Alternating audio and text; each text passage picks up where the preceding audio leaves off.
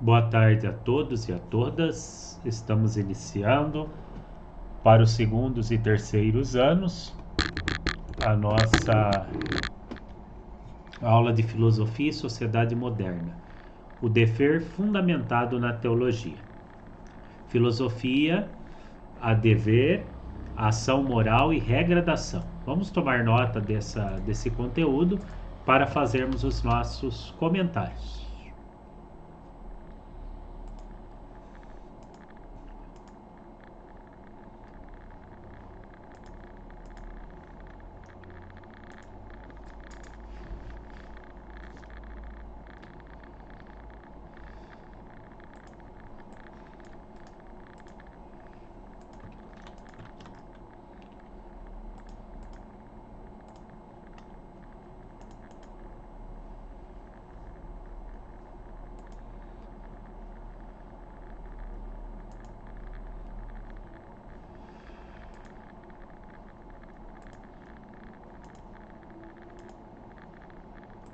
Já estamos aqui nessa semana 3, a ética do dever, ação moral e regra da ação. E a partir das próximas semanas vamos dar mais uma adiantada. Objetivos dessa aula: analisar os textos filosóficos característicos da ética teológica, avaliar a possibilidade de resolução de problemas contemporâneos mobilizando conceitos da ética teológica. Habilidade EMIFCHS 01. Conteúdos: o dever fundado na teologia.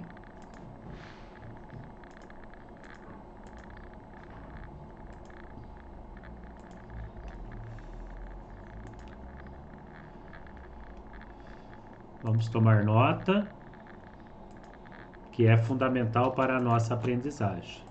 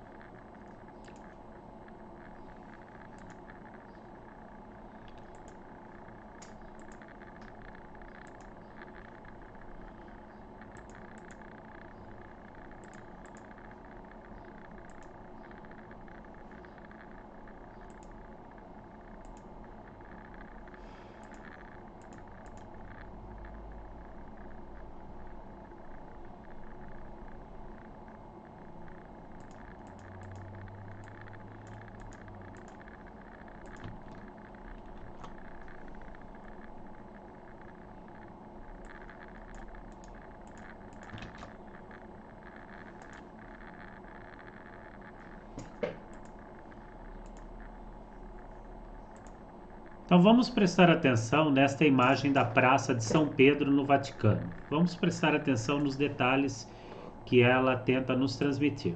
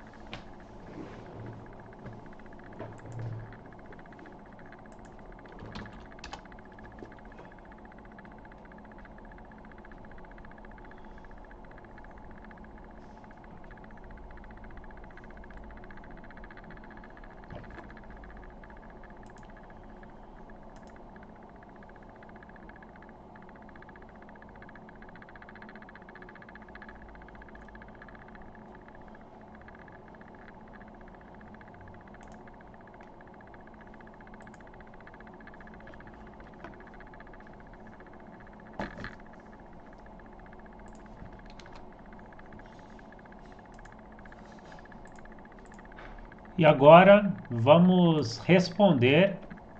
Opa, voltando aqui. E agora vamos responder essas questões. Qual é o fundamento dos deveres morais? Os deveres morais devem ser válidos para todo ser humano capaz de avaliar as suas próprias ações? Podemos estabelecer, por exemplo, que cada um de nós jamais deve roubar os bens de outra pessoa? Se aceitarmos exceções, qual seria a razão para impor obrigações éticas a alguns e liberá-las a outros? Por outro lado, com que razão podemos estender as exigências morais a todos os seres humanos?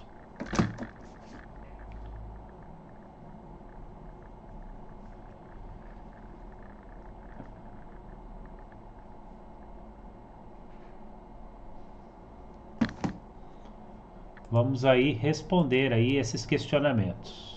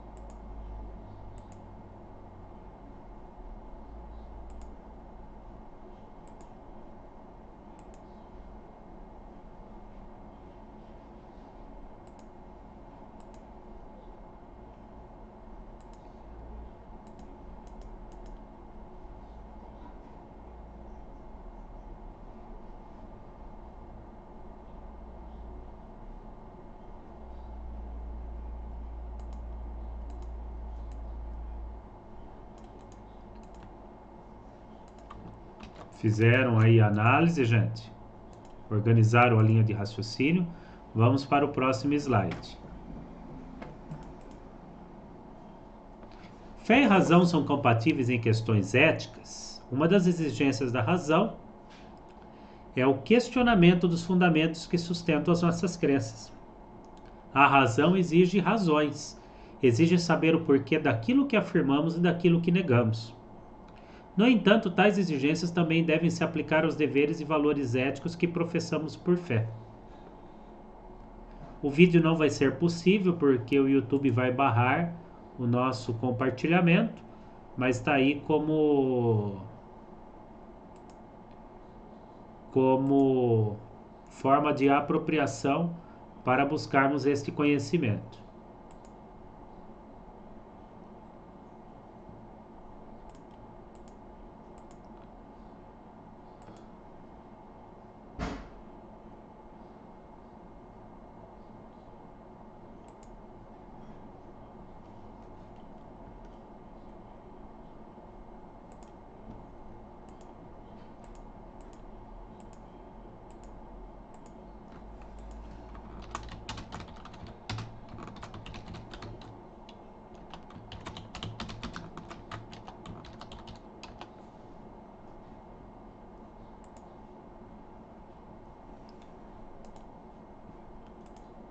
O vídeo seria esse, que não será possível passarmos, tá bom? E vamos para o próximo slide. Pensamento crítico e dogmas da fé. Essas coisas combinam? O vídeo apresenta o método socrático de filosofar, marcado pelo questionamento de supostas verdades. e indica sua importância para o aperfeiçoamento do nosso pensamento crítico. Considerando os argumentos apresentados no vídeo, realize as tarefas abaixo, que nós vamos para o ponto de partida. Descreva brevemente como eram os diálogos por meio da quais Sócrates interagia com seus interlocutores. Uma das funções do método socrático é permitir a identificação de contradições em nossos raciocínios. Comente como Sócrates fazia isso. Considere também se é possível aplicar o método socrático aos deveres e valores éticos que aceitamos por fé. Avalie se é necessário que todas as nossas crenças sejam submetidas ao pensamento crítico, próprio ao uso da razão para serem consideradas verdadeiras. Então vamos deixar um tempinho de 5 minutos para esta atividade.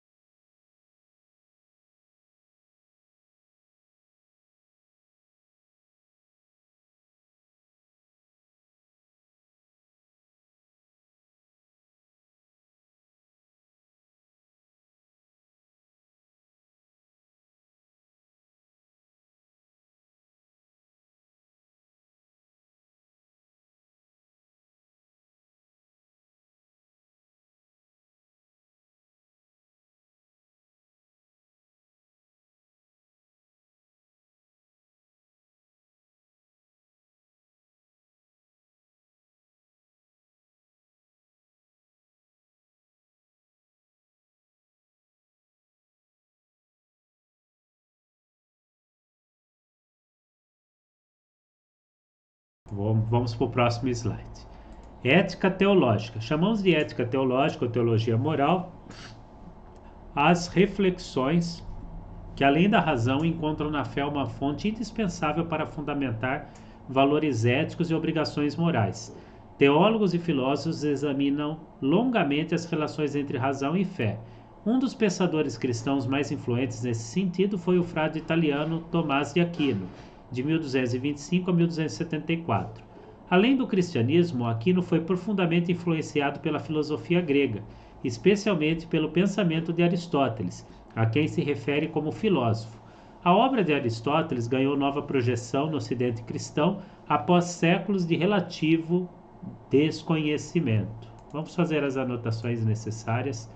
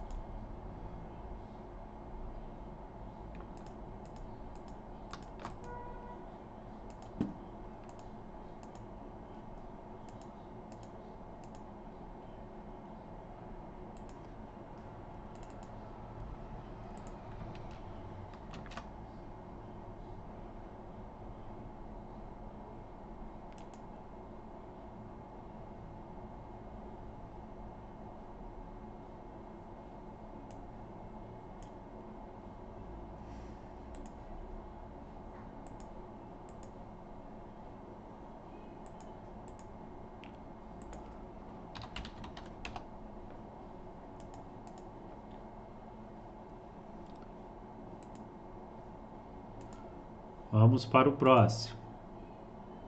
A Suma Teológica de Santo Tomás de Aquino. Escrita como introdução aos estudos de teologia católica, a obra mais influente de Aquino é a Suma Teológica. Dividida em 3 partes, a Suma examina a existência de Deus, a natureza humana e a moralidade. Estruturada em forma de questões e artigos, lembra a dinâmica de um diálogo socrático, com perguntas e respostas. Questões complexas são subdivididas em perguntas mais simples e investigadas passo a passo. Aquino começa examinando respostas contrárias à tese que deseja provar. Depois ele desenvolve a sua tese e apresenta a solução do conflito.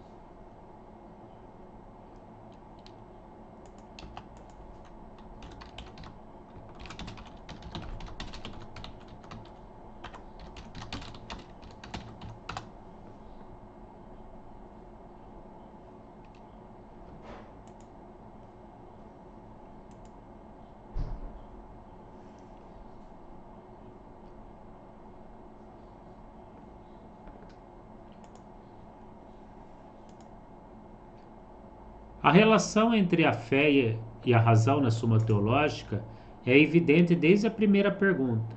Se além das ciências filosóficas é necessária outra doutrina, ou seja, se além da filosofia, saber racional da tradição pré-cristã, o conhecimento humano precisa de uma teologia, uma ciência racional fundada através das verdades, acessíveis pela fé.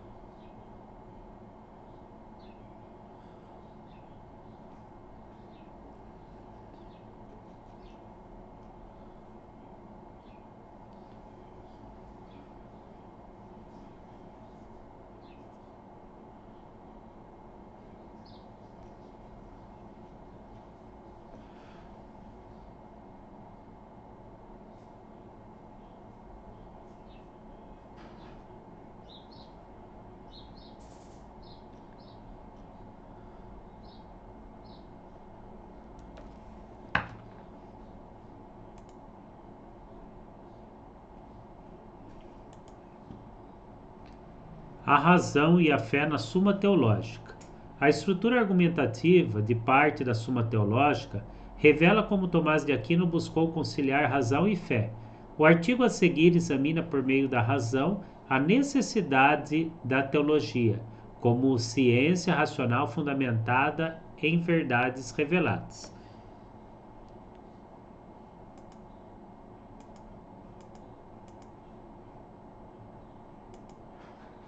Vamos ter o artigo aqui para vocês lerem, tá bom? Quais são as semelhanças e diferenças do método utilizado por Tomás de Aquino em relação a Sócrates? Então, printem esta tela que é importante para continuarmos as nossas atividades. E vamos para a leitura.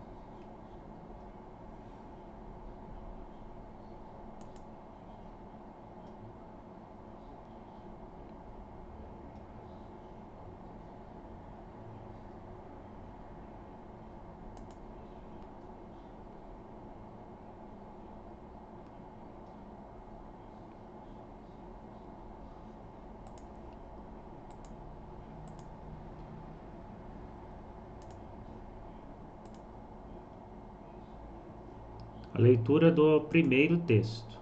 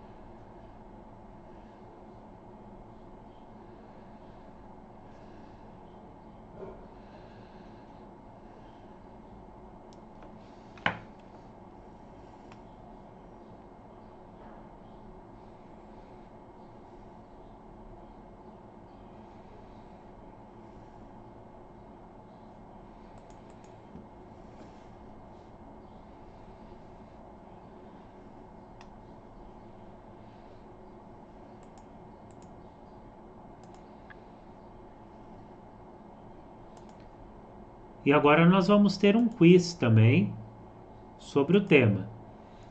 Considere as aprendizagens da aula e responda. Por que da perspectiva de teológica, fé e razão não estariam em contradição? Então vamos lá.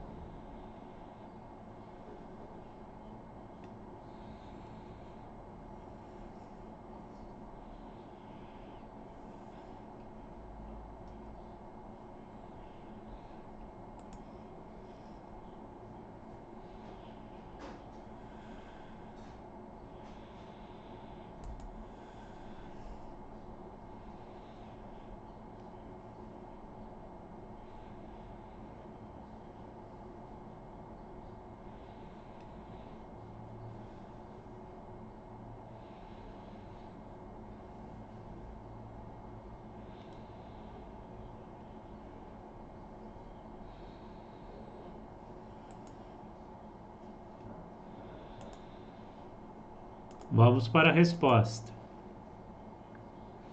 Razão e fé são complementares. Já estamos caminhando para o final da aula, com mais apenas alguns comentários sobre o texto da ética teológica. Para a salvação do homem é necessária uma doutrina conforme a revelação divina, além das filosóficas pesquisadas pela razão humana, porque primeiramente o homem é por Deus ordenado a um fim que lhe excede a compreensão racional. Ora, o fim deve ser previamente conhecido pelos homens, que para ele tem de ordenar as intenções e atos. Esse trecho da Suma Teológica indica os dois fundamentos da ética tomista, fé e razão.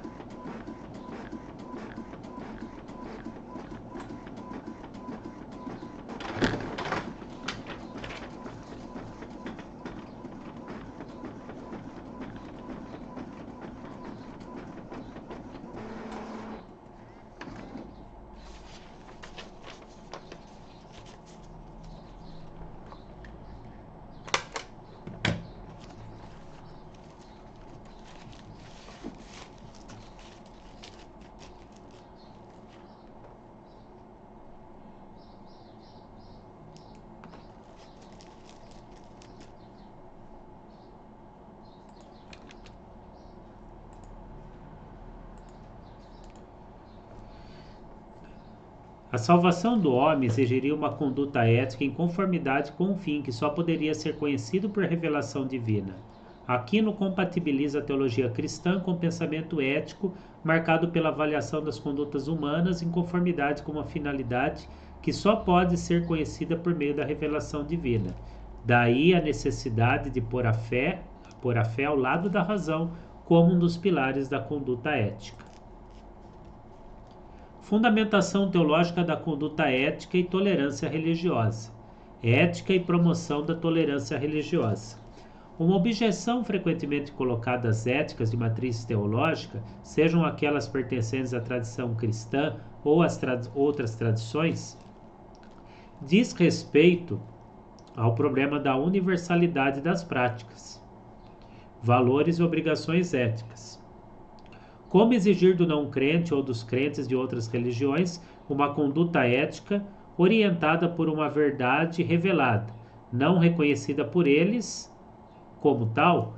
Embora tal exigência possa levar a reações de intolerância, há muitos exemplos em que a motivação religiosa promove compromissos éticos mais amplos, como as obras ecumênicas que congregam pessoas de diferentes religiões. Considere a importância da tolerância religiosa e indique regras éticas de conduta que promovam o respeito às práticas e aos valores de próprias religiões distintas.